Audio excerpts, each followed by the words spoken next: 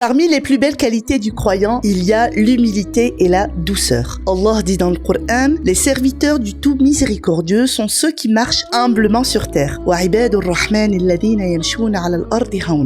commence par décrire ses serviteurs par leur manière de marcher. Pourquoi? Parce que la démarche, l'attitude, la façon de se tenir révèle souvent ce qu'il y a dans le cœur. Celui qui a un cœur humble n'adopte ni démarche hautaine, ni regard méprisant, ni attitude rude envers ses frères. Le prophète sallallahu alayhi wa sallam a dit: Allah est doux et il aime la douceur en toutes choses, pas seulement à la mosquée, pas seulement avec ceux qu'on aime, mais aussi dans nos paroles, dans nos conseils, dans nos désaccords et même dans notre manière de répondre lorsqu'on nous provoque. Un jour, un groupe de juifs entra chez Rasoul alayhi salatu wassalam et lui dirent en guise de salut: Assalamu alaykum, que la mort soit sur vous, au lieu de Assalamu alaykum, que la paix soit sur vous.